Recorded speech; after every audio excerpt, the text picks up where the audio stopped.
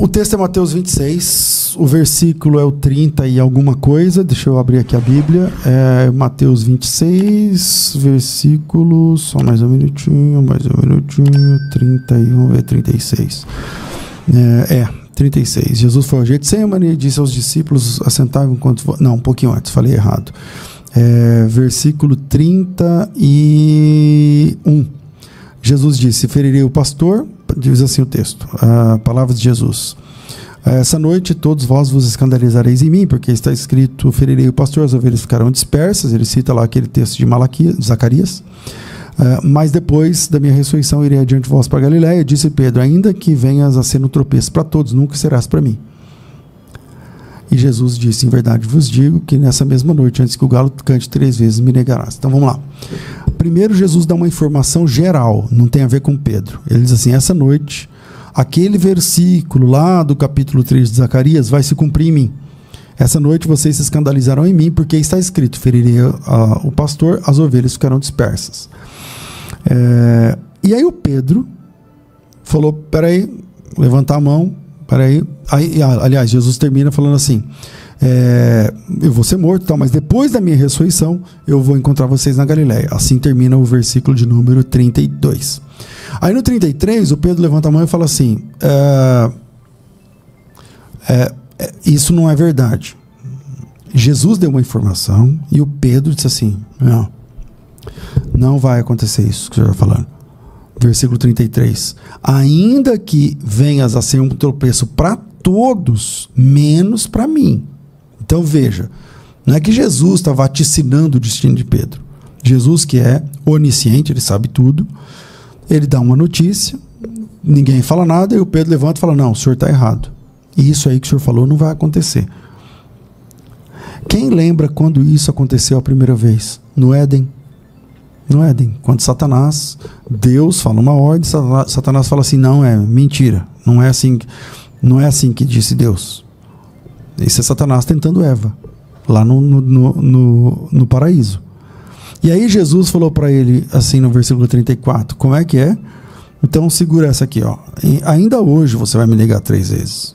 Então Jesus está usando a sua onisciência, tá certo? Eu sei que você vai me negar 3 vezes, e é hoje.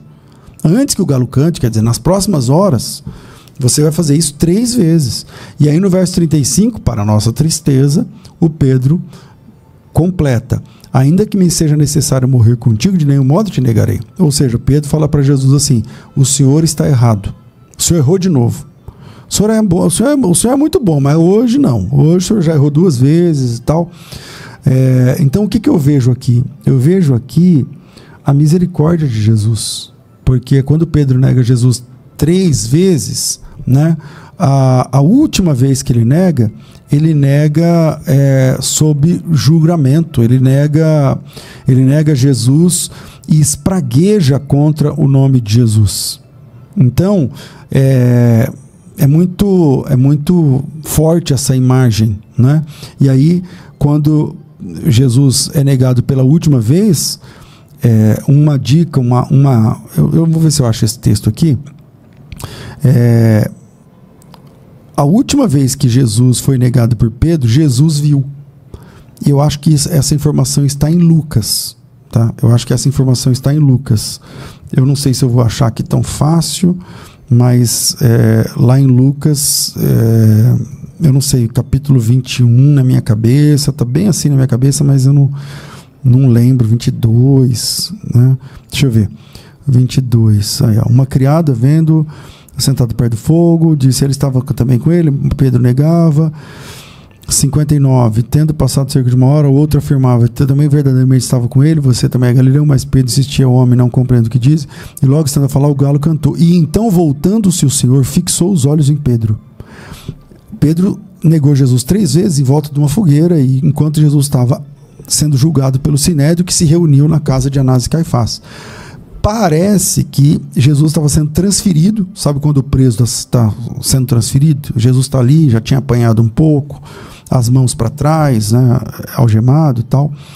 E quando ele está sendo, essa guarnição está levando Jesus, os policiais, é a última vez que Pedro nega e espragueja contra o nome de Jesus.